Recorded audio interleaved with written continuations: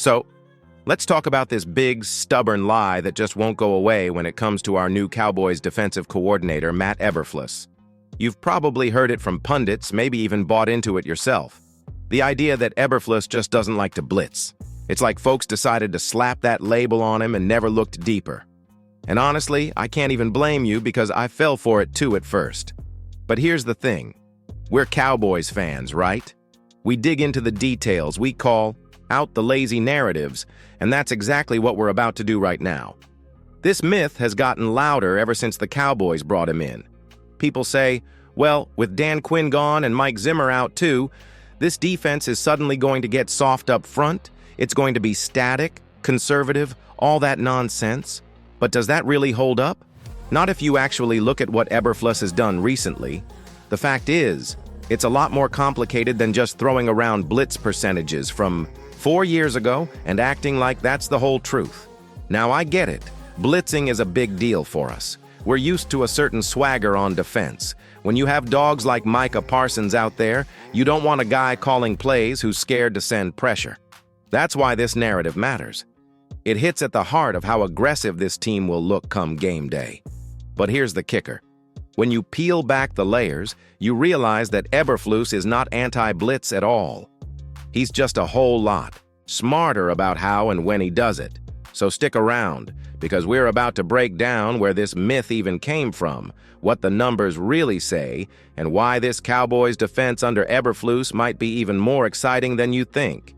And hey, if you're fired up for this kind of honest breakdown, do me a favor, hit that subscribe button right now and help us get to our goal of 15,000 subscribers. Turn on that notification bell too, so you never miss a single update. And tell me in the comments, did you buy into this Eberflus blitzing myth or did you always know better? I want to hear what you think. Ready to dive into the real story? Let's keep going. All right, now that we've called out the myth, let's talk about where it actually came from. If you dig into Eberflus's time as defensive coordinator for the Indianapolis Colts, it's easy to see why people slapped the "doesn't blitz" label on him. The numbers on the surface back that up. His Colts defenses ranked near the bottom of the league in blitz rate. We're talking 29th, 27th, 31st, and 29th. If you just look at that, it screams, this dude hates sending extra pressure. And for a lot of fans and even analysts, that was all they needed to run with the narrative. But here's the thing. Context is everything. What those numbers don't show you is what he was working with in Indy. Those Colts defenses had a completely different roster build. They didn't have a Micah Parsons. They didn't have the same front seven explosiveness that Dallas has right now. Eberflus had to play the cards he was dealt. And sometimes, that means you lean on more coverage and less blitzing because that's the smart way to squeeze every ounce out of your personnel. It's like, imagine asking a NASCAR driver to win the Daytona 500 in a family minivan. Good luck with that, right? Eberflus knew his guys weren't built to get exotic with heavy blitz packages every other snap, so he didn't force it. That doesn't make him soft, it makes him strategic. And when you fast forward to his time in Chicago, the story actually flips. See, before he was let go as the Bears' head coach, Eberflus's defense ranked 9th in the league in blitz rate. That's a huge jump. Even if you filter out the run plays, he was still 12th. So clearly, when he had the pieces and a scheme that made sense, he wasn't shy about dialing up the pressure. It's like the dude has a switch. He adapts to what he's got, and you better believe he's got plenty to work with now in Dallas. And here's where I want to hear from you. Do you think fans outside of Cowboys Nation even bother to look this stuff up? Or do they just recycle the same tired talking points? Drop a comment and let me know. And if you're enjoying this breakdown so far, hit that like button. It really helps the channel keep growing so we can keep bringing you these no-nonsense Cowboys deep dives. Let's keep rolling, because in a second, we're going to break down exactly how Eberflus likes to blitz and why it's so different from what we're used to seeing in Dallas. So now that we've cleared up the lazy numbers, let's get into the real meat of it. How Matt Eberflus actually blitzes when he decides to pull that trigger. Because here's the part that separates him from guys like Dan Quinn and Mike Zimmer. It's not about whether he blitzes or not, it's about how he does it. And trust me, there's a big difference here that every Cowboys fan should understand. See, under Quinn and Zimmer, you'd see the Cowboys send the house sometimes. 6, 7 guys crashing the pocket, leaving the corners and safeties to handle their business one-on-one in man coverage. That's an aggressive, high-risk, high-reward style, and it worked with the speed and versatility we've got on the roster. But Eberflus? He plays it smarter, or at least more calculated. He'll blitz, but his favorite move is to keep it tight. Just 5 guys going after the quarterback almost every time. Get this. When he was running the Bears' defense, 74% of his blitzes involved exactly 5 defenders. That was 4th highest in the NFL. He rarely sent 6, and he never sent 7 or more in Chicago. Meanwhile, the Cowboys under Quinn and Zimmer did that a lot more often, sending 7 at a clip of about 4% and 6 at around 17%. So you can see it plain as day, Eberflus likes his pressure balanced, not reckless. And it's not just about how many guys go, it's also about what happens behind the blitz. Eberflus leans on zone coverage to keep things in front of his defense. That means fewer risky one-on-one matchups where a quick throw could torch your secondary. It's a chess game. Send heat, but keep the safety net ready to catch any mistakes. Quinn and Zimmer? They trusted their guys to stick to their man like glue. Eberflus trusts his scheme to protect the defense while still getting after the QB. And here's why this should fire you up as a Cowboys fan. You add a Micah Parsons to that. Plan. And you can get creative in ways Eberflus didn't even have in Chicago. Imagine pairing that smart, controlled pressure style with the freak athleticism we've got up front. It's like giving a chess master an extra queen on the board. So let me ask you, would you rather see our defense stay reckless and high risk? Or do you want to see this smarter, bend but don't break style that can still crush a quarterback? Vote down in the comments. Smarter or riskier, what's your vibe? And if you haven't yet, smash that subscribe button and hit the bell so you're here every time we break down these deep Cowboys truths. We're on that mission to hit 15,000 subscribers, and your support makes all the difference.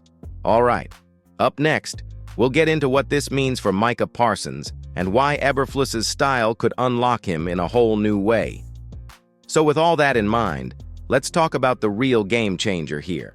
What Matt Eberflus's blitzing habits and defensive philosophy mean for a superstar, like Micah Parsons. Because if you think Micah was disruptive under Dan Quinn, wait until you see what this new approach could do for him. Here's the deal. Eberflus isn't the type to unleash a reckless, all-out assault every down. Instead, he wants to pick his spots, disguise looks, and keep offenses guessing. That plays right into Micah's hands. Why? Because a player with Micah's versatility thrives when he can line up anywhere, stunt from anywhere, and attack gaps that offensive linemen never see coming. In Chicago, Eberflus had success using stunts up front, but not as often as he might have wanted, mainly because he didn't have a Micah Parsons-level talent to unleash. Now, he's got that chess piece who can line up as an edge, blitz from linebacker depth, or drop into coverage just to bait the quarterback into a mistake. The best part is, with that 5-man pressure Eberflus loves, Micah won't have to run straight into double teams every snap. The scheme itself creates mismatches. That let Micah hunt freely. Think about it. You've got a safer blitz approach with plenty of zone coverage behind it. That means, when Micah comes flying in, the QB can't just flick a quick pass to burn a man defender, because the zone's waiting to swallow that up. So not only does Eberflus protect the back end better, but he gives Micah more chances to create chaos without giving up cheap yards behind him. And here's where it gets even more interesting. We know Parsons loves to play fast and aggressive. Under Eberflus, he can keep that same energy, but do it in a way that's more sustainable over a full season. Fewer snaps getting swallowed by triple blocks, more snaps using angles, disguise, and stunts to slip through and wreck the backfield. It's not just about being aggressive, it's about being smart and aggressive. Now I want to hear what you think about this. Do you believe Eberflus can help Micah reach an even higher level? Drop a comment and tell me if you see Micah winning.